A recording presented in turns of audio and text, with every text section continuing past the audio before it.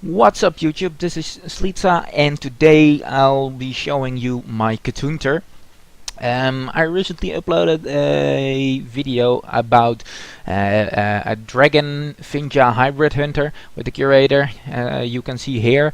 Also be sure to check that one out, but since that one is doing fairly well on YouTube, for my standards I decided to do one on my Cthulhu as well. So let's take a quick look at the deck. I mainly decided to try Cthulhu out back in the day when you could actually play minions on curve and do fairly well with mid-range Hunter back in the day, and I hated the fact that Hunter was playing or was missing a decent 7-drop. And that was also around the time that Twin Emperor came out. And I thought, man, well, it would be so awesome to make this card work in Hunter.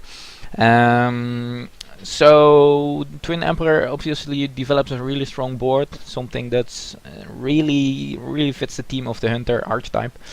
And you have your Cthulhu. I am running Call of the Wild as well, so that's your late game. I am running just minimal Cthulhu minions, just barely enough to get Twin Emperor to get the battle cry fairly reliably. I also run alley cats and grandmothers together with direwolves and animal companions for early game minions and to be somewhat resistant to board clears, so Houndmaster finds targets. I am also running Dreadscale. Works fairly well against pirates actually, has some synergy with Crazed Worshippers. So yeah, there's that. So yeah, let's take this deck out for a spin. As you can see, this is my 7th version. I actually tweaked the deck a lot more. I think I've ran about 15 versions. But yeah, let's take this version out for a spin.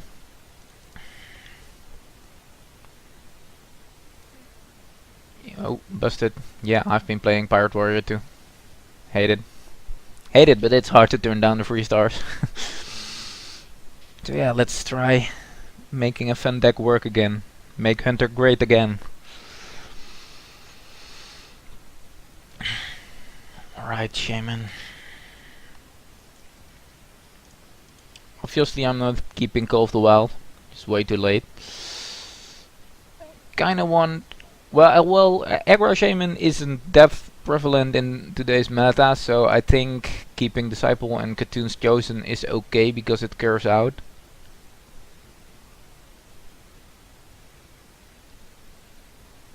Well, only thing we're making, I mean, we only got one. We run 2 copies of Alley Cats for only 1 drop, so we shouldn't mulligan for those. We can mulligan for a 2 drop.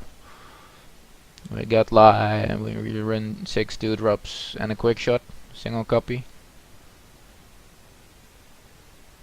Do we do that? Maybe we should put it all away.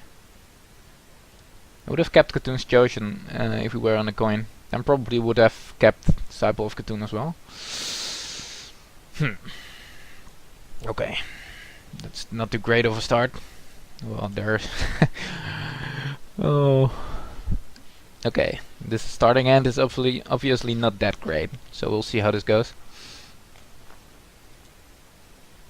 Coin Totem Golem.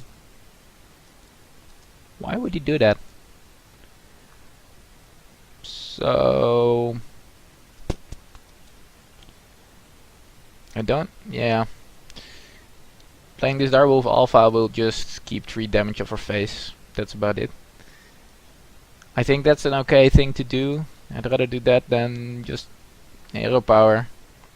It won't live. That's actually a weird order. Why wouldn't he? Oh, right, he top decked that. So now we're finally getting some early minions that are somewhat sticky.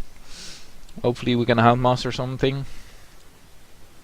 But yeah, the Crazed Worshipper is a really decent anti-aggro tool. Yeah, it's just not efficient for him to clear this, which is great because now we can Houndmaster it and kill that, what's it called, the Tunnel Truck. So we are on our way to stabilizing from the Tunnel Truck Totem Golem stuff. Both cards will rotate out of standard when Journey to Ungoro Crater goes live, by the way, so that will be quite a hit for the Shaman class.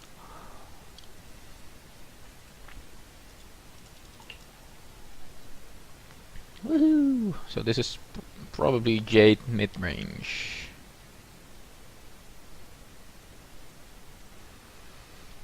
Okay, so what do we have here? Well, he can remove... Well, he needs something out of his hand to remove the Crazed Worshipper. He has a lot of small stuff, which buffs up Khatun nicely. Yeah, let's do that actually. I could trade. This will just trade equally, or I could trade this one into this one, but I feel like we can get away with being the aggressor. He has Jades, so he's ramping up quickly. Okay, that's actually pretty good. It's a decent Khatun target. Or it's a decent hex target. I mean, we're running double Savannah Highmane as well, so Savannah Highmane, Twin Emperor. Yeah. It's okay to get a hex out. I'm guessing like one of these will live.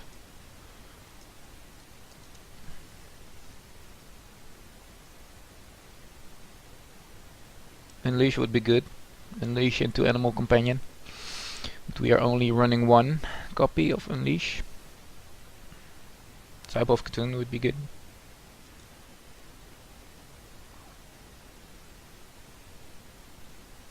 I'm also running Bran.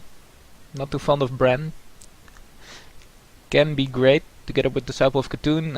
It's obviously great when paired with Houndmaster as well. And it's absolutely nuts with a Twin Emperor. Is this guy AFK?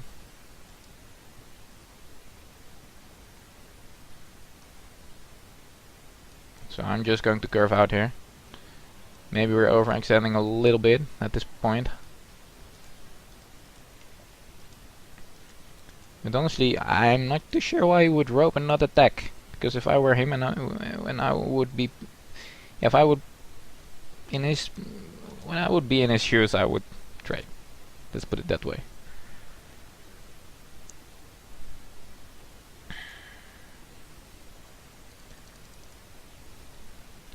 Yeah, I wonder too. I wonder if you're AFK. His Jades have obviously been developing very slowly, so we are overextending at the board a little bit at the moment into elemental destruction, stuff like that.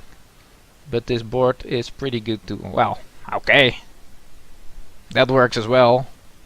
I mean, we were winning, but it's another shaman.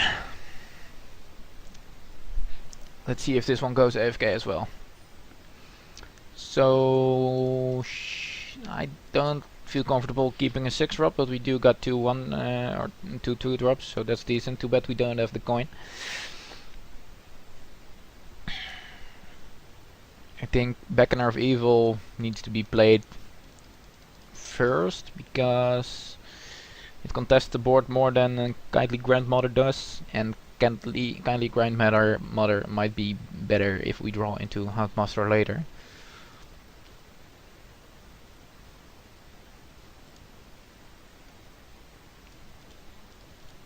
And we're curving out actually, that's nice.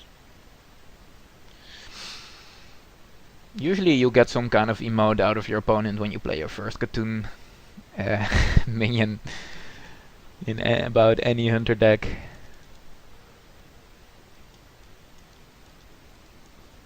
Coin out Monetite Totem. Okay, don't see that often.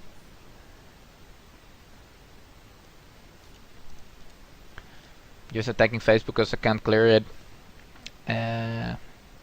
Anyway, might be clearing it next turn. This is somewhat annoying.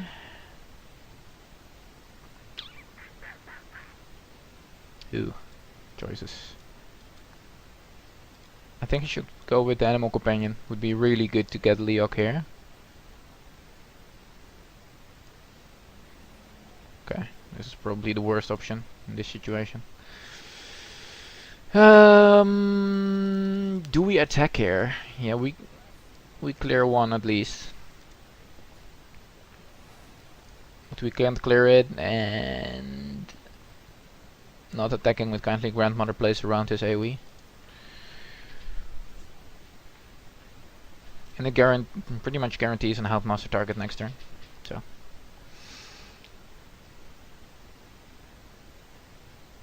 actually, yeah, this is annoying.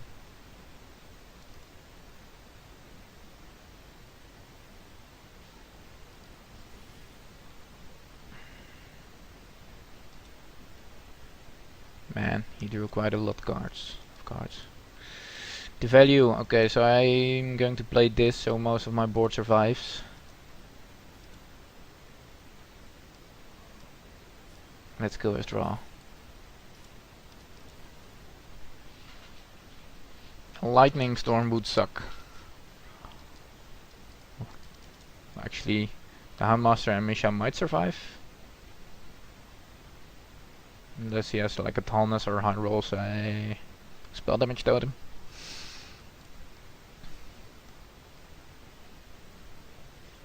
Weasel. It's actually a beast. It's not the worst to get shuffled into our deck. Well, lucky this one lives. Thank you. This is a spell damage totem. Well, you kinda misplayed that. Didn't matter in the end, but yeah. I'm okay with him having a totem. I'd rather push 5 damage to the face. I think this guy is playing control or mid-range at best, so in both versions we want to pressure him. Pretty much the only thing you can do with this totem is evolve it, but that's pretty bad when you got just a totem. And isn't run that in that many deck lists, I believe. Or you could buff it up. But that's okay, because then it will probably kill the direwolf.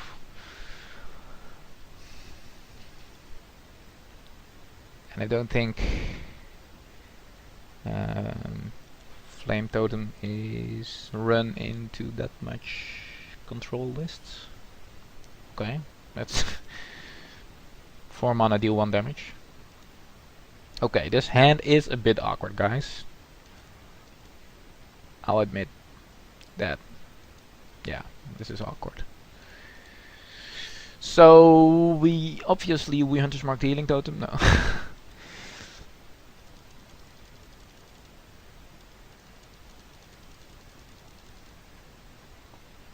I'm not sure if it's worth clearing. I don't think it is worth clearing.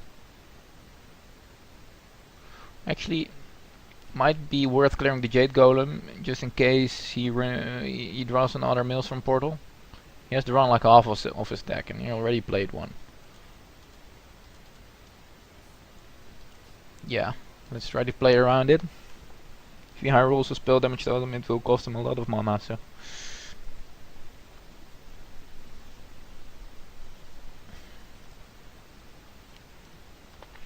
Maybe I should have cleared this one too, because it decreases the chances he'll get a spell damage totem. So much RNG.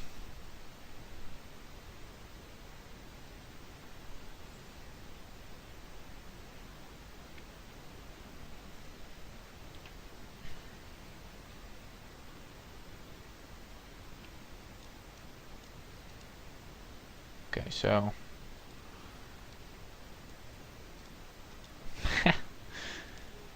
just don't get to see this play often, guys.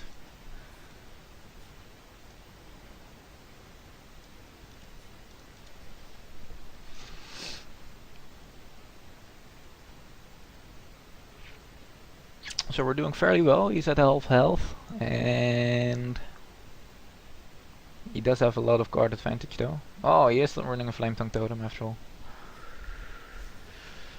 That's okay. I can trade his Totem Golem away. Actually, I might go face, since I got double Call of the Wild. Do I really care about this? I play Call of the Wild, maybe it's worth removing his Flame Tongue Totem. Yeah, that's definitely worth it.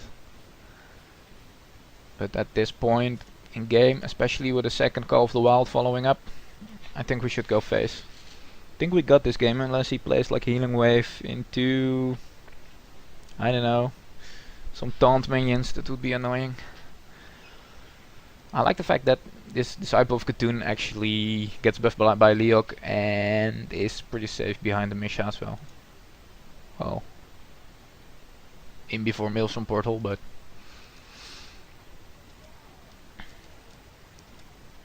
okay, that's a taunt. That's a fairly small taunt. That's a pretty small taunt actually. So yeah, we're good. There you have it.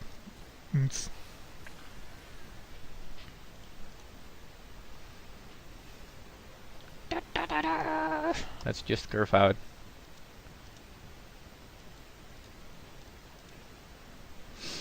Yeah, we saw some movement here.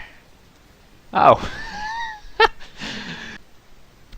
So guys, I made one change to the deck compared to the deck list explanation at the beginning of the video.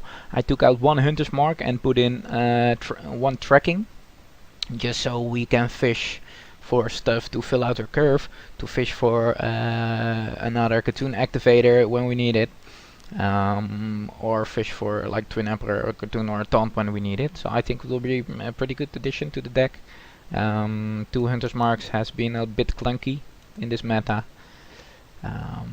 So yeah, there's that. I don't think we keep Quick Shot against Warlock, right? Don't have that much early game. Imp Gang Boss, but it's not ideal to play against it. You don't want a Quick Shot of Voidwalker, that's a bit of a waste. Yeah, don't think we keep it. I'll let a curve out. Well, we curve out.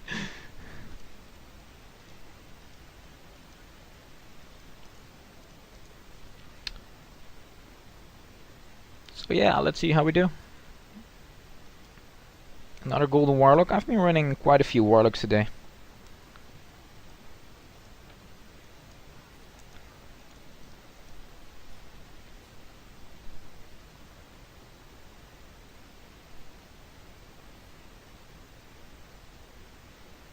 So this is Reno Warlock.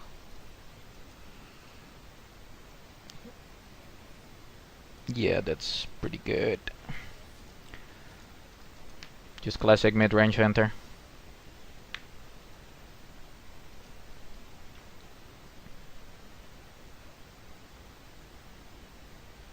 Honestly, Animal Companion is pretty staple card in Hunter. But the thing is, you need some board presence prior to turn 3 in order for it to be reliably good, because if you just play a naked Leok and it's the only thing on the board, it's just weird. Wow, what just happened?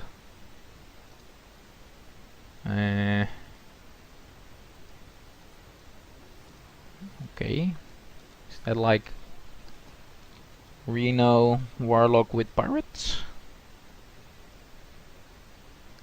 Bloodsail Corsair patches. Yeah, it's funny.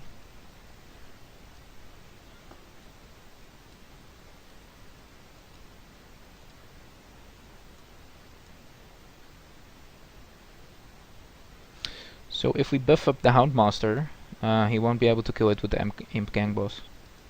Or we could kill the Imp Gang Boss with Cthulhu's Chosen. Yeah, then we still need to Houndmaster it up, otherwise it will die to small ones. Yeah. We got bored, so we go face. Let's pressure him.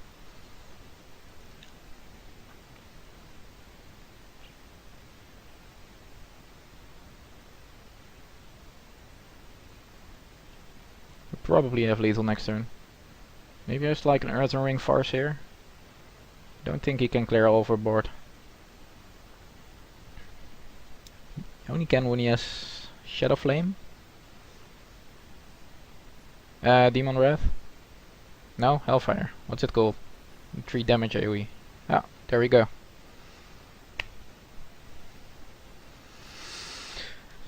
So that did not yet really show what this deck is capable of. So let's try to get one last game before, yeah, just to showcase the deck. Okay, Pirate Warrior. That's an interesting matchup.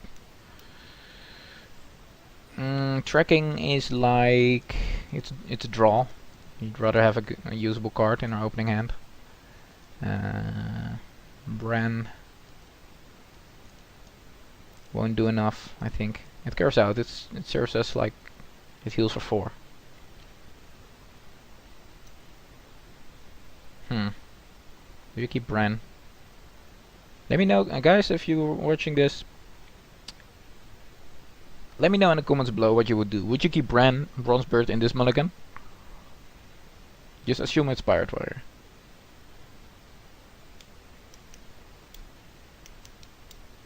I'm going to mulligan it and really hope we get a turn 2 or a taunt or a Dreadscale or Disciple of Cthulhu. Okay, so we ended up trading it for an Alley Cat. But hey, we can smooth out our curve. Turn 2, play Direwolf in between this. Actually, that kinda sucks because their friendly is kinda hard to remove.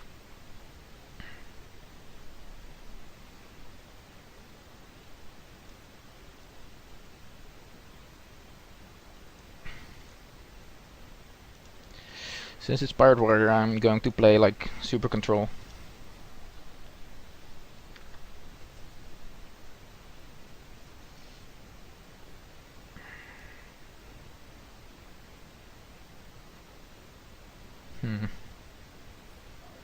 Hello, Patches.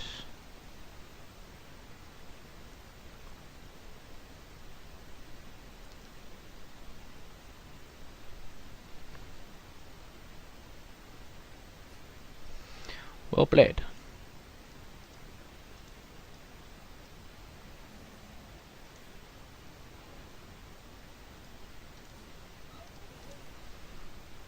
That was actually a pretty good top deck, not gonna lie.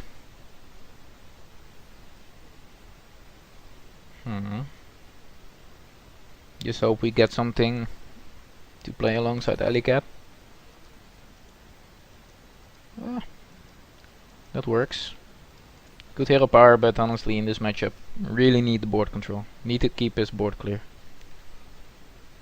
Crazed Worshipper will be pretty good. These 2 cards soak up like 12 damage if he clears them efficiently. So that's going to be key in this matchup. And Crazed Worshipper, it honestly is a key card in the deck. Really can't live without it.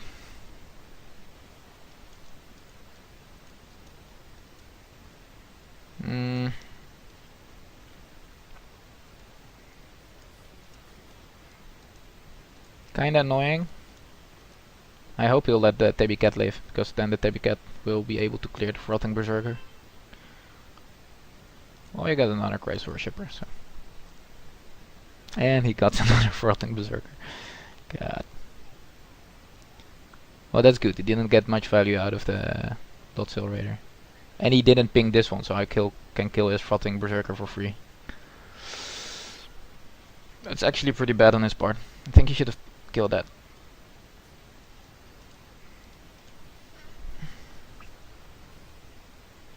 Man, those Frothing Berserkers are always so hard to deal with.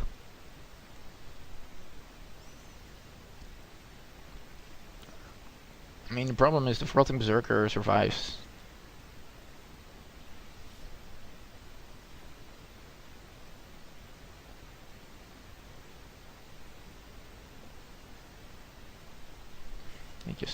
He just plows through it.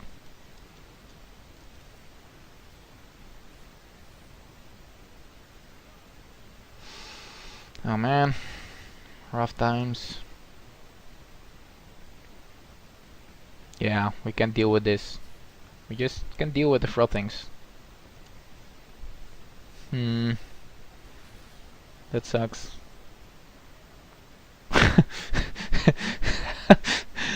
Oh, the Dreadscale.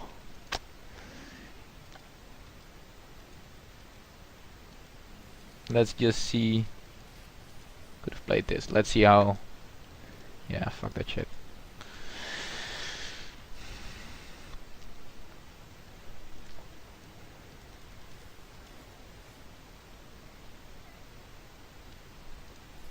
Okay.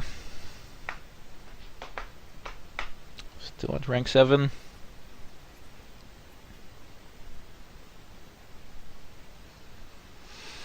Druid. Jade Druid. Okay, so we do get a coin.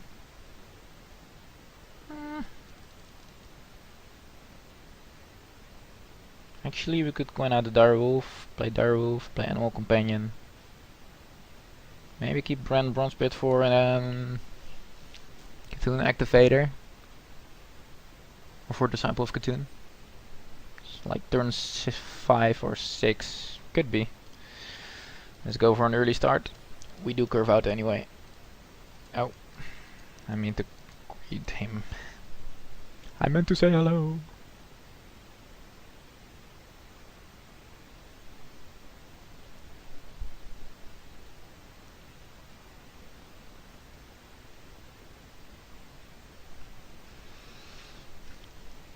I think if you curve out and pressure, you get a good shot at beating Jade Root with about any deck.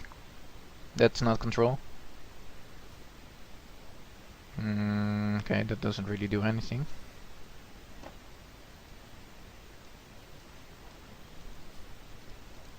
Well, if he attacks this with the 0 power again, that's fine by me.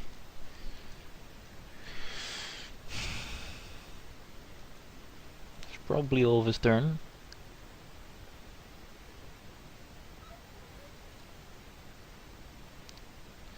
Okay, we're in a good spot because this druid is not ramping up. Laying down the pressure. That's basically what I'm aiming to do with this deck. Like find the right balance between pressuring your opponents and finding value in Twin Emperor and Cthulhu. It's like all the game plan really. Yeah, that's tempo Bren.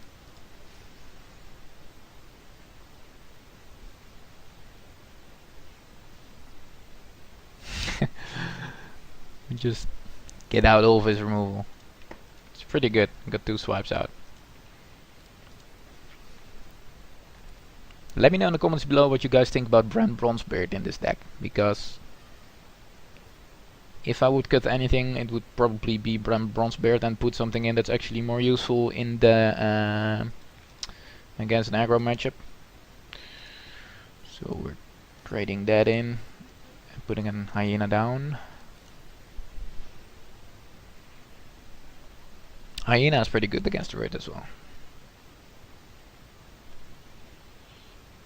Honestly, the list might be too greedy.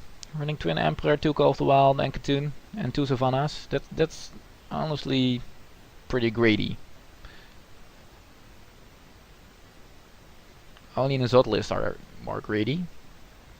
So I probably should take out Bran because that's even more greedy.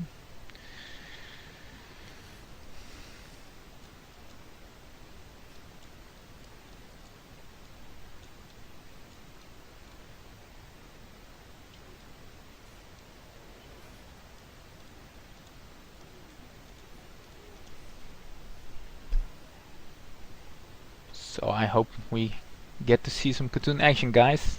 We got it in our hand. It's not too big.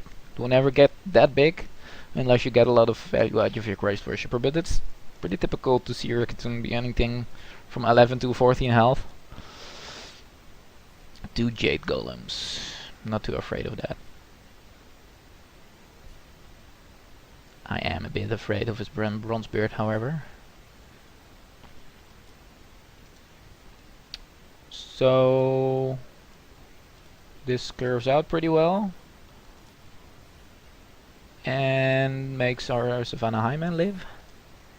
Do we go face or do we? Nah, Can kill Bran for free. Probably should do it. So this will be a pretty amazing Call of the Wild turn, obviously. He doesn't have swipe anymore. Already used to. Maybe he can get one out of Jade Idol. Okay, this is going to be an amazing Call of the Wild turn, boys. Or we could Wsup of Katoon and go for a Katoon finish. So many options. Now it's ridiculous to not play Call of the Wild with this board. So let's try that in.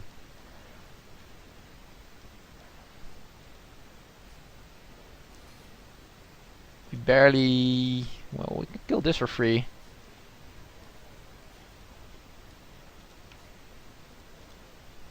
Could have put him at 1 health, but hey, we're in a good spot. I don't know what he can pull off, but don't wanna let him. No! I just wanted to play Katoon. Well, there you have it, guys. This is my Katoon Hunter. I would really appreciate it if you let me know in the comments below what you think of the deck. Would you take out Bronzebeard? If so, what would you put in? Let me know what you think of it. Try it out for yourself in ranked or in casual. I guarantee you'll have fun playing it. I'll guarantee you'll get some amazing and well played emotes when you play that first Katoon minion. So let me know how it goes, and I'll see you guys next time.